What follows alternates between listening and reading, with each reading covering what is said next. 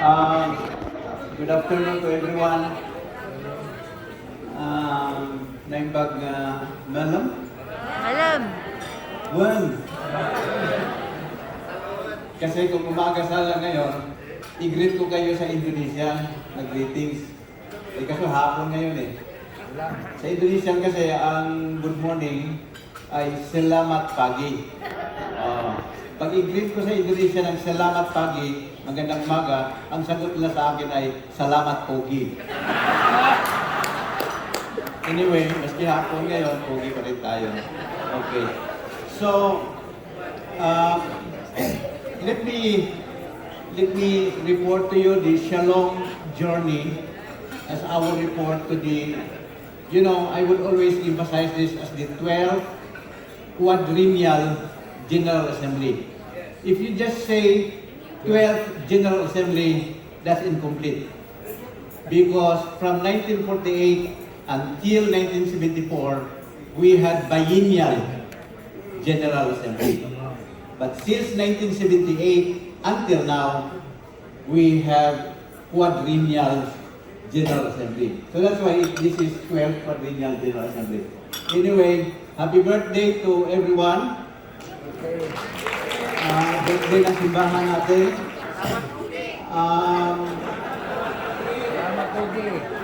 Kung alam ko lang na birthday pala ng UCCP, mag-donate sana kami ng litson. Mga 100 ka litson, magkasana ko siguro yun. Litson manok. Okay, please proceed with the first slide. So, let me introduce to you the members of the Shalom board, and we need to recognize and appreciate these members of the board. So, from the, Ba't wala si Bishop Joseph? ano ba tawag dyan? From your left is our national treasurer, si Mr. Lali Milan. And then the next to him is Mr. Joel Auste. He is representing now the service centers, nandoon siya sa likod. We should appreciate him because since the Shalom board was established and created in the 1990s, he was a member of the board until now. And he is a very big contribution to Shalom because his expertise and his professional work is in the hotel industry. Kaya ang laking bagay niya, nakakatulong sa atin, nakaka-advise at nakaka-guide sa ating Shalom. And then next to him is our General Secretary. He started to become a member of the board when he became the General Secretary. Then next to him is the former CEO, si Ate Winnie Barloso. Nandiyan ata si Ate Winnie. Ate Winnie, she was our General Manager CEO since 1998. And she was instrumental with the success story of Shalom when she was in the reign of managing Shalom from 1998 to 2019 when she retired in 2019 June. If not of Ate Winnie's management of Shalom, hindi siya nakakontribute sa United Church of Christ in the Philippines, lalo na sa programa at operations na So we are very thankful with Ate Winnie as our former CEO, General Manager.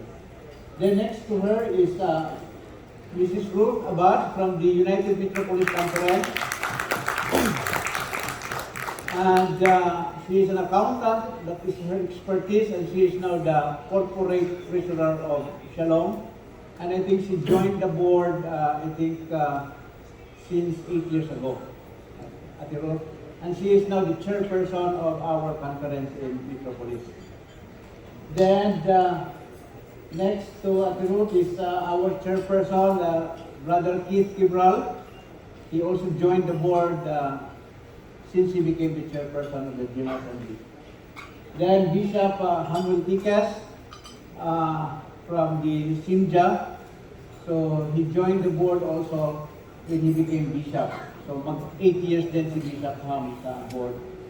Then si Bishop Inocencio Padillo of Middle Luzon, 8 years na rin po siya sa board as and then not in the picture is another board member, si Bishop Joseph Ampawa from North Luzon. 8 years na rin po. 4 years na ba? Nandyan na ba? Absent si Bishop Joseph niyan. And then yung pinakalas dyan, si ano yan? Sino yun? Ang tawag nila sa akin ay si Pastor Pugi. That picture was taken in 2019. So medyo mga matataba pa kami dyan, tingnan ninyo. Ngayon pumapayat na kami.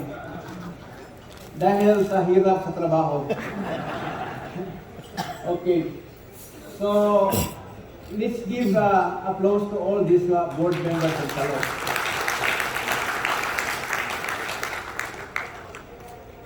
Next slide. So, let me report to you the narrative of Shalom's journey. You know, very important ito kasi sa ngayon, maraming kwento. Di ba? Mayroong mga fake news, may disinformation, may misinformation, at saka may tamang information. That is a battle now of narrative. Ano bang totoong kwento? At paano natin ikwento ang totoo? So this is now the narrative of Shalom's journey. And let me categorize that into 3 periods. Okay? 3 periods itong journey ng Shalom. From 1993 to 2019, which we call as the pre-pandemic period. No? Nung wala pa ang COVID-19. Shalom Center was constructed and established in 1992. The construction started in 1992, and then it started to operate in 1993 as a flagship project of the church on property development and self-reliance involving the 2,200 square meters of the Malati property. This flagship project was a very emotional and controversial at the time. Bakit? Kasi kailangan mong may gigibain ka na struktura, yung House A. If you notice now, mayroon pa dyan ang House B, House C. Ang giniba yung House A in 1992 to give way of the current now Shalom building or center. There was controversy on all that, and we should appreciate Bishop Kamba as the General Secretary at the time. Because in spite it was controversial, yet the leadership at the time went on with this flagship project on property development because if you will notice, it was the right decision at the time, and it was a very visionary decision at the time because thereafter, nag-benefit talaga ang simbahan, at if not of Shalom, hindi nabubuhay ang ating national office at baka nagsara na siya ang national office if not of Shalom at the time. So we should appreciate the leaders before for their right decision of establishing Shalom Center. So 2,200 square meters lang yon na involved sa property development. So ito yung giniba yung House A, and then later on groundbreaking in June 1992. And then tuloy-tuloy yung construction for more than a year. Yan ang construction. And then the blessing of the Shalom Center on September 11, 1993.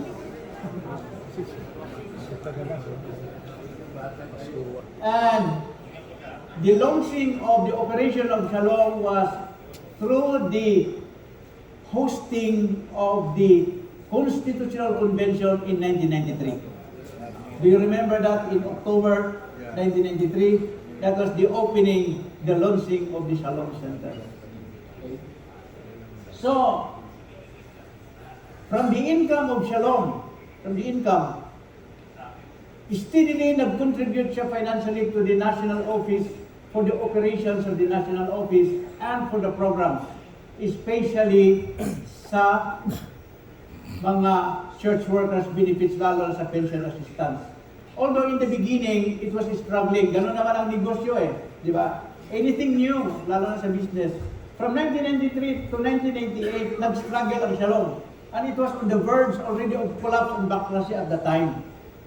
But when Ate Winnie ended her term as National Treasurer in 1998, then immediately in June 1998, she assumed as the General Manager of Shalom. And since then when she assumed the leadership, Shalom was steadily growing, and in terms of income, nagre-remit siya sa national office.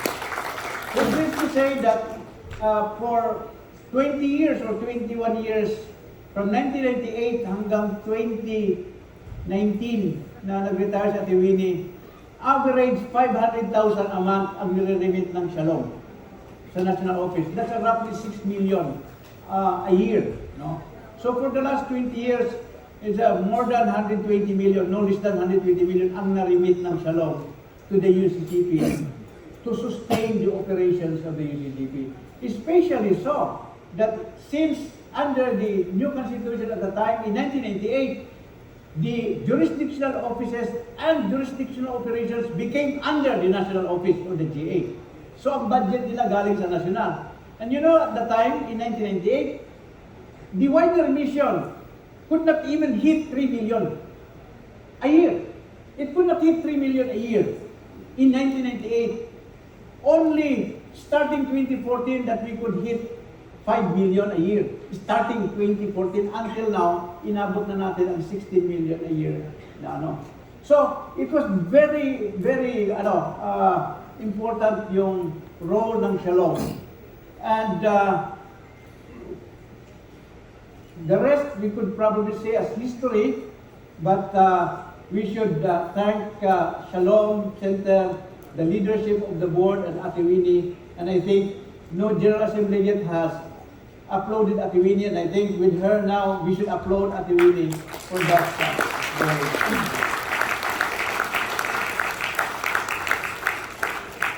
And then during the period, during this 1993 to 2019, there was also that we adopted the one management system starting in 2012. It was decided in the GAA in Dumaguete in 2010 that we will integrate the service centers and we will manage it under the one management system. So one board na lang. Kasi noon, yung Shalom Manila, Malate, may board. Ang Sendet Cebu, may board. Ang Haran din doon, may committee doon. And in fact also, I think there's also a committee of presenter in Baguio. But starting 2012, ginawa na into one management na siya. So, we operated the service centers, we professionalized our operations, especially these three centers in Manila, which is in Malate, and then in Cebu, which is Sendet, and then also in Davao, which is the Haran. So, those were the pre-pandemic natin na operations sa Shalom. So, we have some good practices and success stories as Shalom in its journey. Then the next role of Shalom also is that we have to incorporate Shalom into a stock corporation. You know what? Kung hindi natin i-incorporate ang operations natin ng Shalom, sooner or later, BIR will catch up sa atin dahil hindi tayo legitimate na nag-operate because it's purely a business really na operation, no? Kung simple lang siya na training center of the church, okay lang yon, but we operate as a hotel. And then there are really tax implications and liabilities that we will be facing. So nakita natin na we need to incorporate and we will pay the proper taxes on our business operations So that is why we decided that we incorporate the entity to manage and to run the Shalom. And then that incorporated entity is United Shalom Hotel Services Incorporated, is 100% owned and controlled by the UCCP. Because if you notice, most of them serve in the board when they are active officers of the GA, and some others are appointed by the National Council to sit in the board. So, this is a very safe na alam po ninyo, ang ganda ng takbo ng isang negosyo hotel. Pag hindi ka incorporated, at saka hindi ka stock company, magsabuatan lang yung mga board members dyan, kasi sa ganda-ganda negosyo at kumikita, magsabuatan lang yung mga dyan, sila na mag-aari niyan. But here, as a stock company, 100% own ang shares niyan ng UCCP.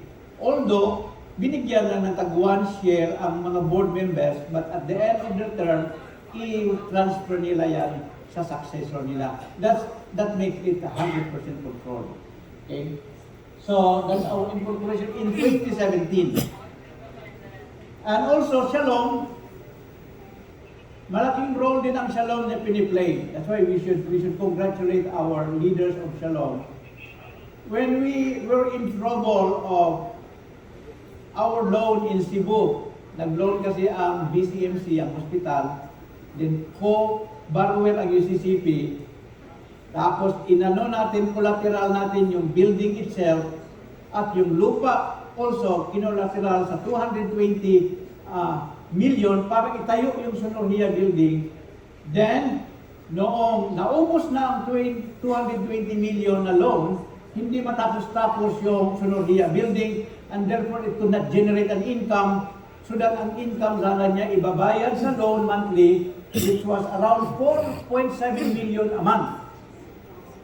So ngayon, nung mag-June na, after 3 years na magbayad na tayo ng principal at saka interest, hindi natin kayang bayaran kasi hindi tapos ang building, walang sufficient income ang building.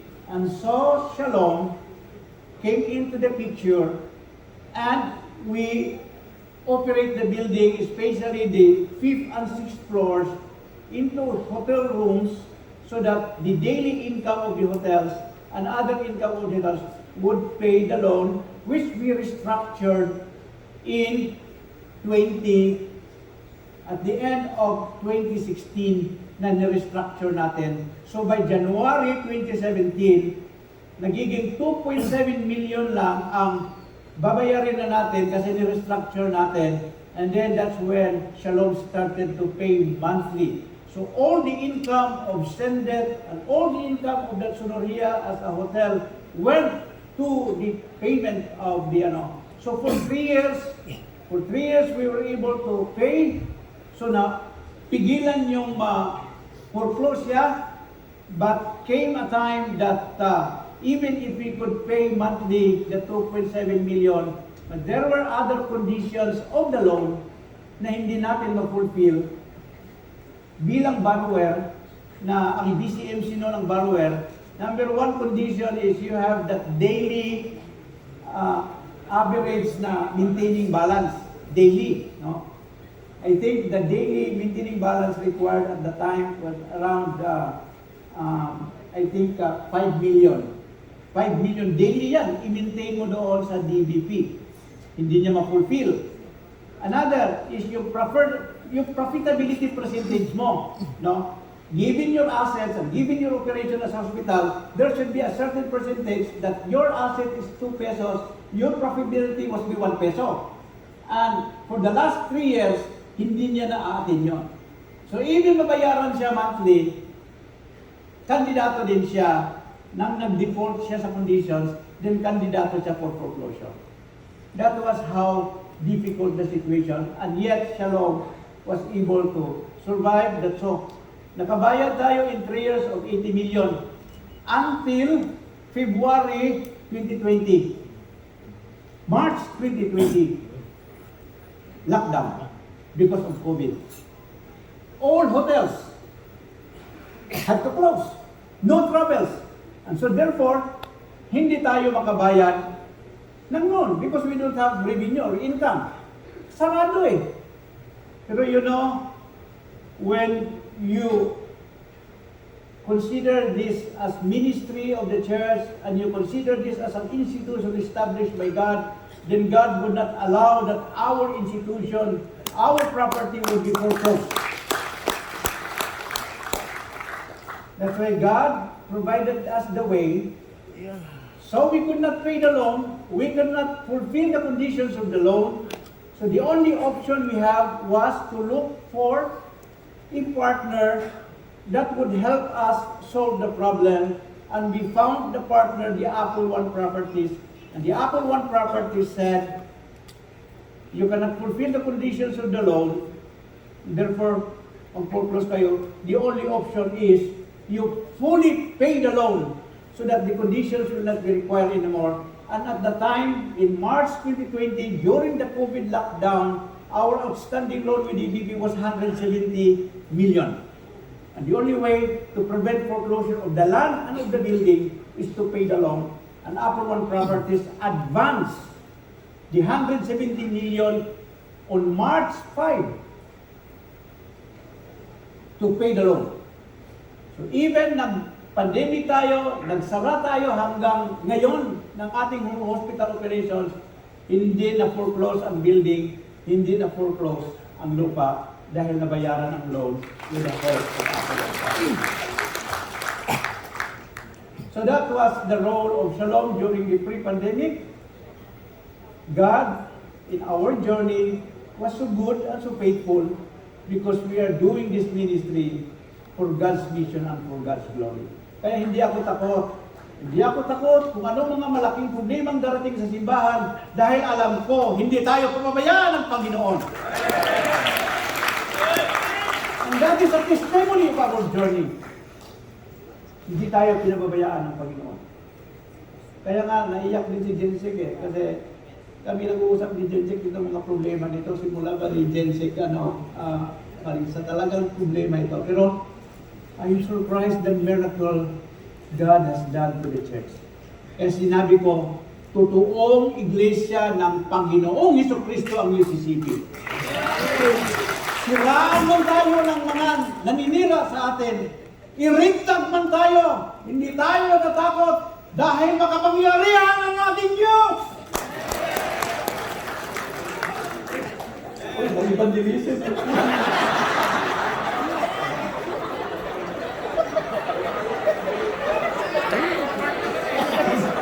Magkakal lang mamaya. Likas kulang tayo ng mga pastors. So ngayon, as approved already by the National Council, as already confirmed in to solve our problem with the Sonoria building. So we sold the building at 320 million, and then we were able to pay the advance of 170 million. And there were other advances of UCCP na ginastos doon para doon sa Sonoria na balik sa UCCP. And there were advances also of Shalom noon para sa Sonoria na ibalik. So na-solve yung problema natin sa loan. Although we do not own the building now, but we continue to own the land that Apple One is renting it, and at our steady income, yung rental sa lupa. Because before, we own the building, we don't have an income na rental sa lupa. We own the building, and yet we were struggling to pay for the loan of the building. But now, wala na tayong problemang loan, tumatanggap na lang tayo ng renta ng lupa. Wala pa tayo sakit sa ulo. So you see, God is good.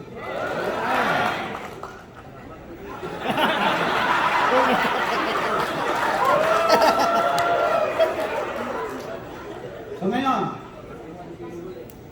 dumating ang pandemic, ang COVID, sarado lahat ng hotel. Kami sa board, hindi na namin alam paano tayo magpatuloy nito. But again, God is trying to guide us what to do amidst this pandemic. You know, the most affected na industry sa COVID-19 na pandemic, lalo na sa mga lockdowns, are the hotels. In fact, parang walang future na talaga ang hotels. You know, but again, so we go into the second period of the journey, and this is the pandemic period from March 2020. Hopefully, hanggang ngayong Mayo 2022, ito yung period ng pandemic. So, una, what we shall do? We have to decide now. Akala natin yung lockdown was only 2 weeks. Sinabi natin sa mga empleyado, okay, wala mo nang pasok, 2 weeks. After 2 weeks, in-extend naman another 2 weeks. So 1 month naman, sabi natin sa mga empleyado, wala mo nang pasok, we continue to pay them. Even walang pasok because regular employees sila. And then on record, we are still active operating although naka-lockdown. Another nag-lockdown until May.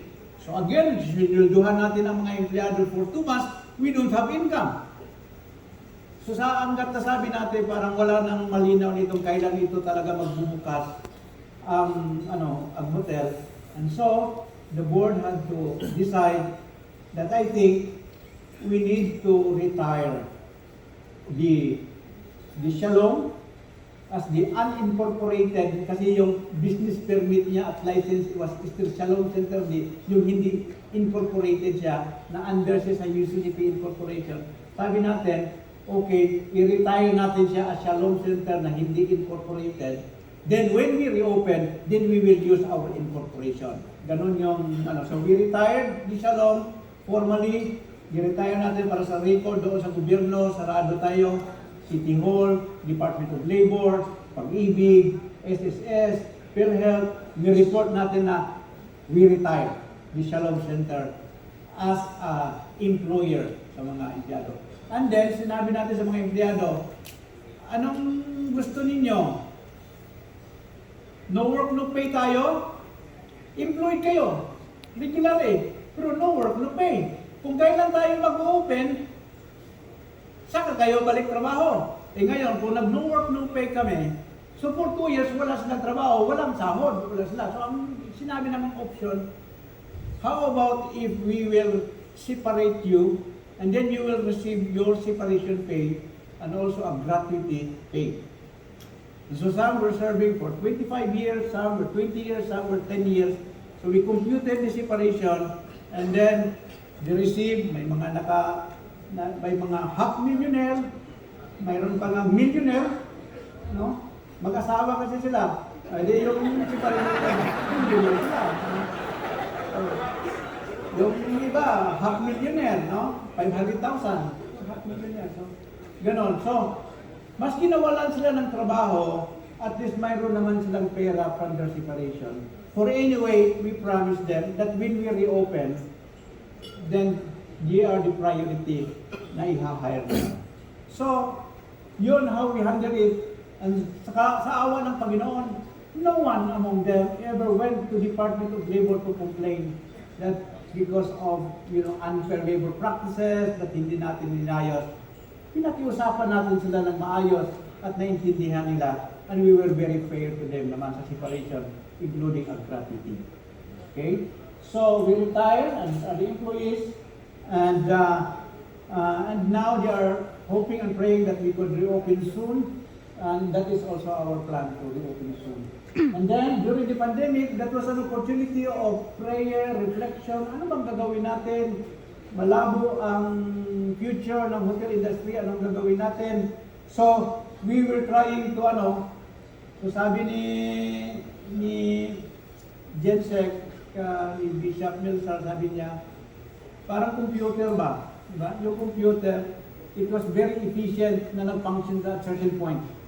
But there is a point na mag-back down ang computer, and the only way that the computer can be utilized more, kailangan ka mag-reboot.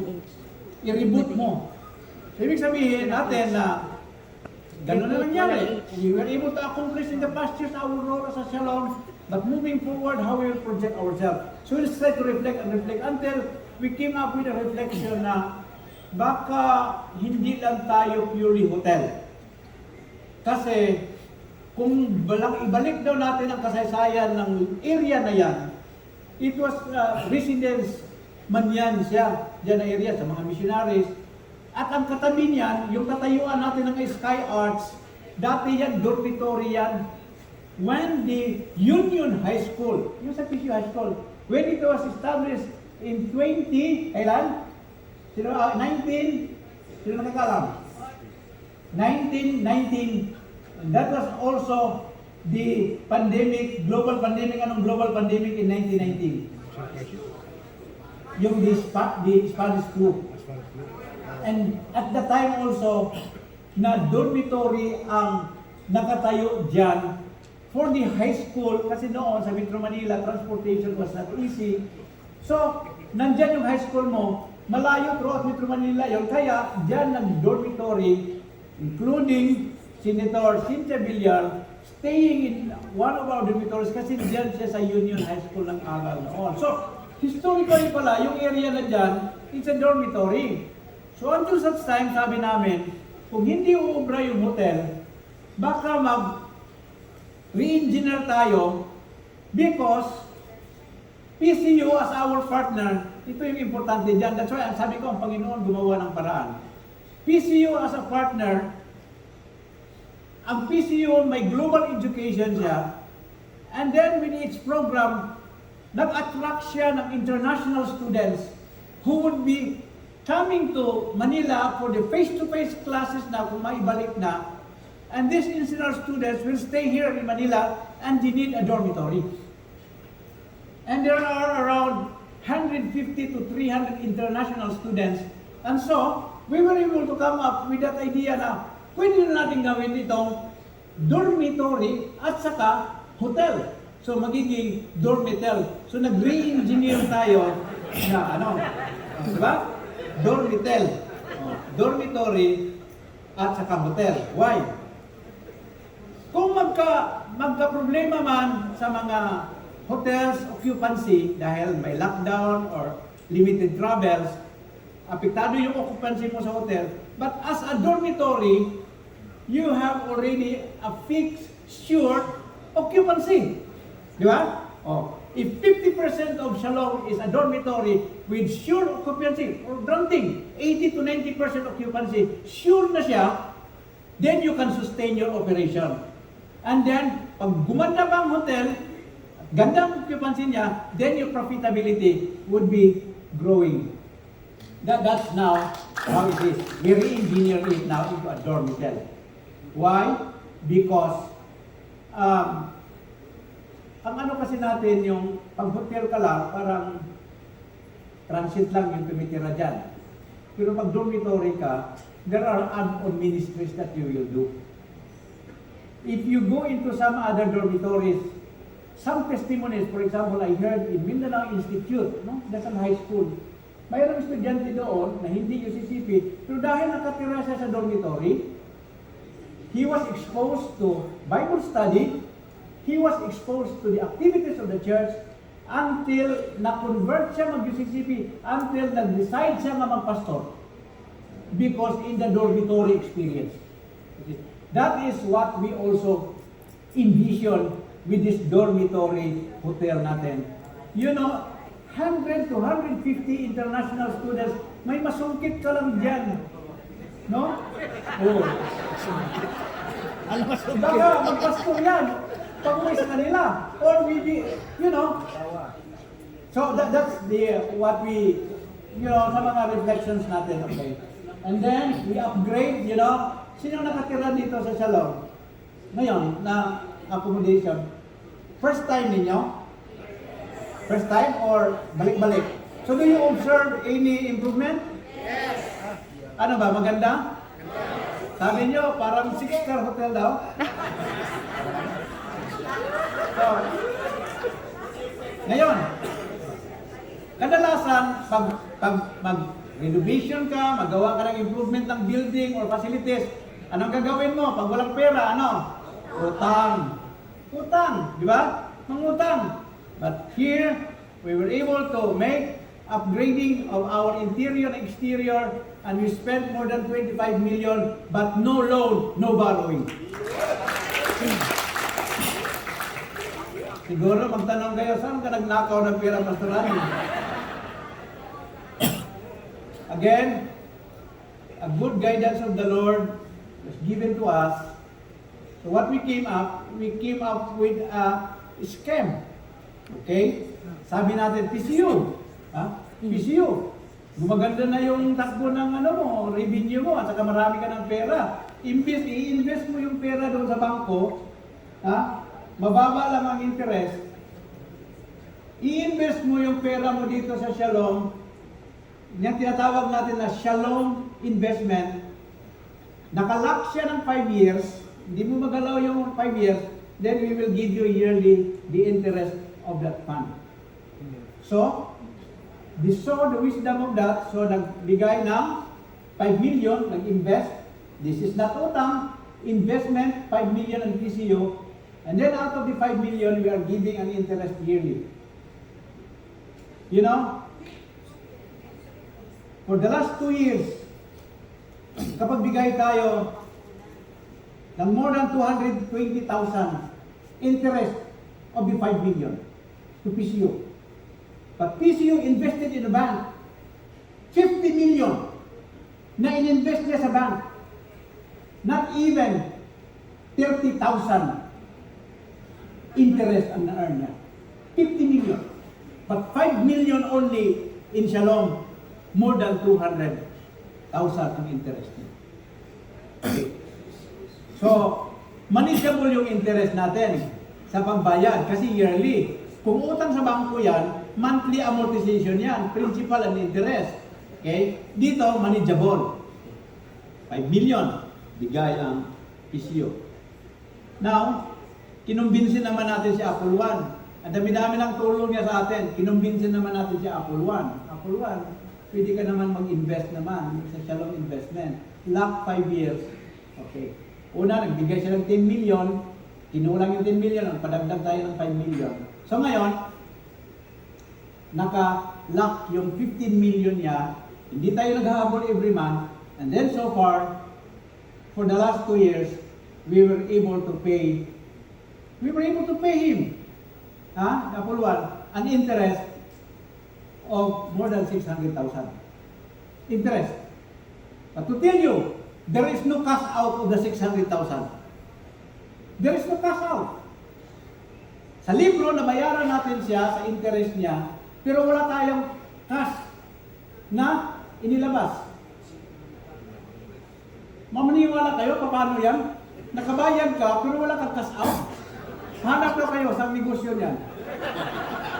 Oh, nakabayad tayo ng more than 600,000 interest sa Apple One, pero walang cash out. Wala tayong inilabas na pera. How? Kinumbinsin natin si Apple One, may activity ang UCCP. So, nagamit ng hotel. So, magbayad ng accommodation. Yung ibayad ng UCCP sa accommodation, mag-donate ka. May value Kung may value. Sabi niya, ikaw talaga, Pastor, grabe ka merkado talaga. So, naintindihan niya, naunawaan niya, kaligayahan niya makatulong sa ministeryo ng simbahan, nakakatulong siya. Sabi niya, hindi naman ako mamulubi, Pastor. Hindi naman ako mamulubi. Mas lalo ako pagpalain ng Panginoon. Sa ngayon, you see, wala silang question na ano ba yung investment namin sa Shalom na wala kami natanggap na interest. We delivered on our commitment to give the interest to PCO, we delivered to give our interest to Apple One. Then we finished our upgrading. Diba? O, ganun lang yun. Why? Ang Panginoon. So these are our, during the pandemic ito yung ginawa natin na pag tayo may pananalig sa Panginoon, even in a crisis situation, we make it as an opportunity how we move forward, how we overcome all this, because God is good and the wisdom of God, if it is given to us, then we are guided in what we do and decide on. And then, ngayon, ito yung mga in-upgrade natin na mayroon tayo dyan mga 3 floors prepared for dormitory. May mga rooms na 6 ka beds, double deck, may mga rooms na 4, may rooms na 2, may rooms na single. So they have the choices. And actually, kinanbat na rin natin sa engineer students na ito, na in fact, sinabi nila, this week, darating na sana yung 100 ka international students. Sabi natin na please postpone because we have a general assembly, we're still using the Shalom. And then, darating na daw sila ngayong 29, please, because the UCCP is in the bureau. So, mga hopefully first week of June, darating na rin yung mga international students. So, okay, so yung mga ginawa natin during the pandemic period, nag-upgrade tayo. Then, mayroon na tayo din, yung filling station na tubig dyan, na imbis magbili tayo ng bottled water, so we have our own processing. So ngayon, moving forward, in the third period, moving forward of our journey, ito yung new normal na sinasabi natin. So we will operate it as a dormitel, 50% hotel, 50% dormitory. Hindi talaga natin pwedeng itigil ang pagiging hotel because we have already very loyal clients na hanggang ngayon nagtatanong kailan tayo bubukas. So, we should continue to provide space for the travelers and the transients sa ating hotel rooms sa Shalom. And it is under the management of the Stock Corporation, which is the United Shalom Hotel Services Incorporated. Kung sakali man may adjustment na sa rates namin sa rooms, please understand because we will adjust the rates because we will be paying proper taxes just like the VAT. Charge na tayo ng VAT sa lahat ng transaction natin sa hotel. Okay? And these are our strategic goals. Now, moving forward, these are our strategic goals. The goal number 1 is that we will ensure the profitability of Shalom as a dormitel. Otherwise, kung hindi naman tayo profitable, bakit mag-operate pa tayo? So, clear naman even in our projections that we will be profitable in our operations as dormitel. No? And we hope that if we cannot maintain the 500,000 a month remittance to the national office, baka tataas yan. Tingnan lang natin how we move forward. And then, one of our goals is that we become a star-rated hotel. That's very important, that we have a Department of Tourism accreditation. Kasi isang ito din isang credentials ito at saka endorsement na legitimate tayo na hotel at talagang we come up with certain standards and excellence as a hotel. So, importante ito na goal din na abutin natin na maging star-rated tayo. Noon, it was difficult for us to be accredited by the Department of Tourism because of our incorporation. Hindi tayo incorporated as UCCP Shalom Center Hanapan tayo ng incorporation. Mayroon na tayo incorporation as a stock company. And then, yung goal natin, that we will promote this Shalom experience. Sinabi ko nga na hindi lang ito purely negosyo, financially, but this is also a spiritual business that we will harvest also from this. Na yung experience nila ng titira dyan sa dormitory at titira sa atin na nafe-feel nila na nabibless sila, na nandito ang Espiritu ng Panginoon. You know, that we could minister to them, that they need some relaxation and rest, that they feel safe, and it's a peaceful thing. So, yung mga ganong experience na maramdaman nila, na maski malayo sila sa kanilang tahanan, lalo na mga international students, you feel that very unique Shalom experience, at lalo na kung makilala nila ang Panginoong Jesucristo. Diba? Ang laking ganansya yan sa ating Shalom. Ito yung ipopromote natin. Okay? And then, we also move forward that hopefully we could expand our operations in Baguio because that was originally the yung Bukaukan property, although hindi pa yan sa depende na yan sa I do not know sa CSRD and the National Council to decide on that. But as of now, our Bukaukan property, which was used as the campus of the ETS has already transferred to Kundura, and partly also the National Office and Shalom is helping also improve the Kundura para magiging conducive seminary for the ETS, and then that property now could be potential for development, and it could be probably for hotel, and then Shalom, that's our projected expansion for operations in Baguio City. Okay? In the spirit of rebuilding and restoring hope, let us herald the opening zones of Shalom Hotel. Thank you, and God bless us all.